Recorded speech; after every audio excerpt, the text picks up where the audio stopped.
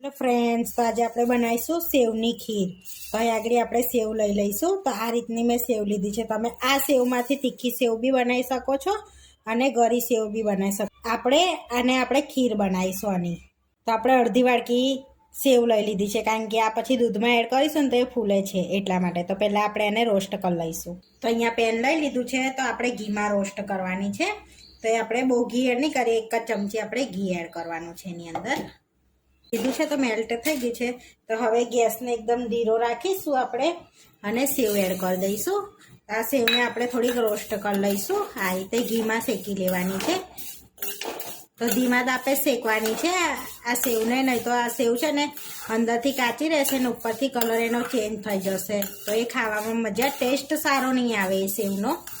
તો આપણે આ રીતે ધીમા તાપે એને સરસ શેકતું જ રહેવાનું છે. આ રીતે કન્ટિન્યુઅસ હલાવતા રહીશું તો સરસ એ શેકાઈ જશે. રોટે આ ગેસ ધીરો જ રાખવાનો છે અને આ રીતે આપણે હલાવતા રહીશું સેવને. તો જોઈ શકો છો ધીરે ધીરે આપણો કલર ચેન્જ થવા લાગ્યો સેવનો. તો સરસ આપણી સેવ લાલ થઈ ગઈ છે. આ રીતની થોડીક લાલ થવા દેવાની છે. તો આ રીતની આપણી શેકાઈ રોસ્ટ થઈ ગઈ છે સેવને. તો હવે આપણે પ્લેટમાં કાઢી લઈશું. તો આ સેવને આપણે પ્લેટમાં કાઢી લઈશું. તો જો તમે કઢાઈમાં રાખશો તો વધારે લાલ થઈ જશે. કઢાઈ ગરમ હોય છે ને એટલા માટે આપણે એને પ્લેટમાં કાઢી લઈએ છીએ. તો આ રીતે પ્લેટમાં કાઢી લીધી છે. તો હવે આપણે દૂધ ગરમ કરવા મૂકી દઈશું. તો એ જ પેનમાં આપણે દૂધ લઈ લઈશું. તો અહીંયા આગળ મેં 500 દૂધ લીધું છે. તો અહીંયા ફૂલ ફેટ દૂધ લીધું છે. હવે દૂધમાં એક ઉભરો આવવા દઈશું, પછી જ આપણે સેવ એડ કરવાની છે. તો જોઈ શકો છો આપણું દૂધ એકદમ ઉકળવા લાગ્યું છે. તો હવે એક ઉભરો આવે એટલે આપણે સેવ એડ કરી દઈશું અંદર.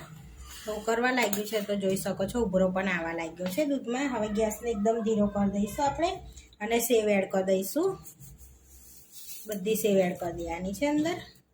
હવે બધી એડ કરી દીધી સેવને, આપણે બધી એડ કરી દીધી છે. હવે ધીમા તાપે એને સરસ આપણે ઉકળવા દઈશું તો સેવ ચડી જશે. તો ઉભરો આવ્યા પછી જ અંદર સેવ એડ કરવાની છે, નહીં તો આપણું દૂધ ફાટવાના ચાન્સીસ વધારે છે. કારણ કે ઉભરો આવ્યા પહેલાં આપણે એડ કરીએ સેવ તો એ દૂધ ફાટી શકે છે. તો હવે આપણે ધીમા તાપે એને સરસ ઉકળવા દઈશું એટલે સેવ બી આપણી ચડી જશે અને દૂધ બી આપણું સરસ ઠીક થઈ જશે. તો આ રીતે ઉકળે છે તો હજુ આપણે 2 થી 5 મિનિટ એને ઉકળવા દઈશું.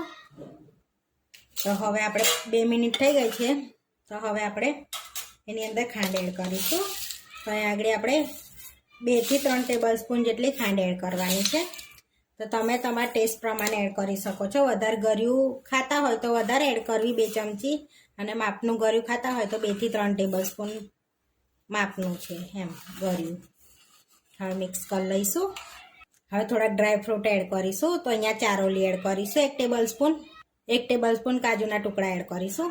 1 ટેબલ સ્પૂન બદામના ટુકડા એડ કરીશું. અને ખીર ટેસ્ટમાં લાગે એના માટે ઇલાયચી પાવડર એડ કરીશું. તો અહીંયા 4 ઇલાયચીને મેં પીસી લીધી હતી, સરસ એને કૂટી લીધી હતી અને એ એડ કરી દીધી છે.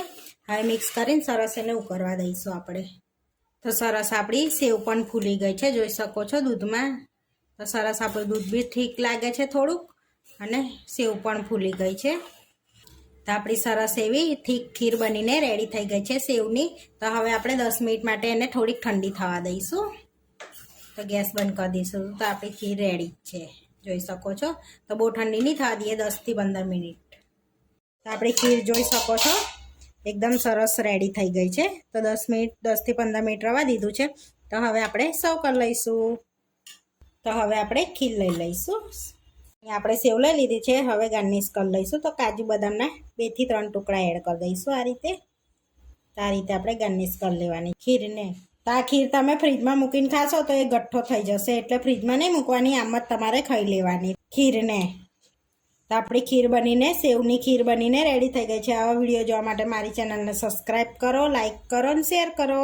અને તમે જરૂરથી ટ્રાય કરો. ફરી મળીશું નવા વિડીયોમાં. અને કોમેન્ટ કરીને જરૂરથી જણાવજો કે તમને આ મારી રેસીપી કેવી લાગી.